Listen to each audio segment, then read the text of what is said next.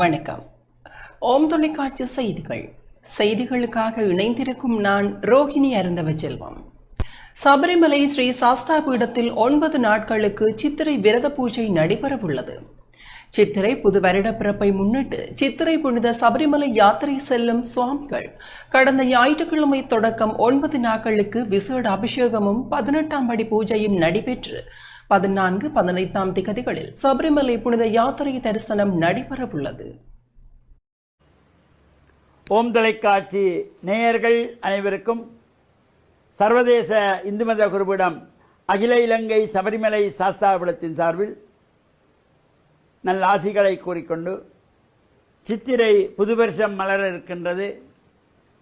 இந்த சித்திரை புது வருஷத்திலே சபரிமலையிலே சுவாமி ஐயப்பனுடைய விசேஷமான வழிபாடுகள் படிப்பூஜைகள் சிறப்பாக நடைபெறும். அதனை முன்னிட்டு எமது அகில இலங்கை சபரிமலை சாஸ்தாபீடத்திலே இந்த 45வது ஆண்டாகவும் இந்த சித்திரை வருஷப்பிறப்பு, சித்திரை விஷு என்று சொல்வார்கள், விஷு கனி என்று மலையிலே சிறப்பாக போற்றப்படுவது.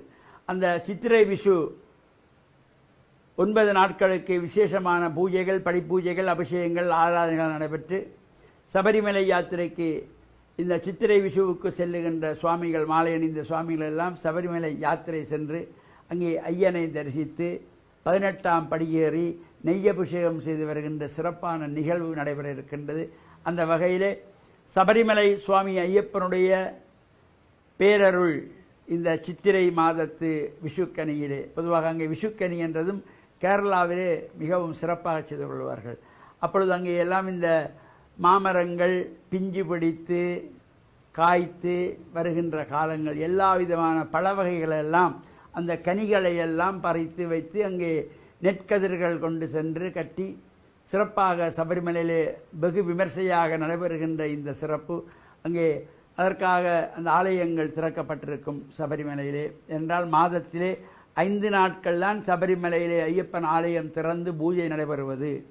அந்த வகையில் இந்த சித்திரை விஷுக்கன்னியை முன்னிட்டும் விசேஷமான பூஜைகள் அந்த வருஷம் கழித்தும் ஒரு 4 நாட்களுக்கு அந்த கோவில் திறந்திருக்கும். அதன் பின்பு நடை சாத்தி விடுவார்கள். அந்த வகையிலே அந்த பூஜைகளிலும் சென்று நாம் கலந்து இறை வழிபாடு செய்கின்ற வகையிலே எமது சாஸ்தாபீடத்தின் சார்பிலே மலை யாத்திரை செல்லுகின்ற சுவாமிகளுக்கும் ஏனைய சகல அடியார்களுக்கும் கலியுகத்தின் காந்தமலை ஜோதியாகிய சுவாமி ஐயப்பனுடைய பரிபூர்ணமான திருவருள் நிறைந்து மலர்கின்ற புதிய வருஷம் எல்லோருக்கும் ஆனந்தமான சந்தோஷத்தை கொடுக்கக்கூடிய வருஷமாக அமைய வேண்டும் என்று சபரிமலை சுவாமி ஐயப்பனுடைய திருவடிகளை சிறந்தாழ்த்தி, ஓம் தொலைக்காட்சி நேயர்கள் அனைவருக்கும் சர்வதேச இந்து மத குருபீடம் அகில இலங்கை சபரிமலை சாஸ்தாபீடத்தின் சார்பில் சித்திரை புத்தாண்டு நல்வாழ்த்துக்களும் நல்லாசிகளும். சுவாமி சரணம். இத்துடன் ஓம் தொலைக்காட்சி செய்திகள் நிறைவு பெறுகின்றன. தொடர்ந்து நமது ஓம் தொலைக்காட்சி நிகழ்ச்சிகளோடு இணைந்து கொள்ளுங்கள். வணக்கம்.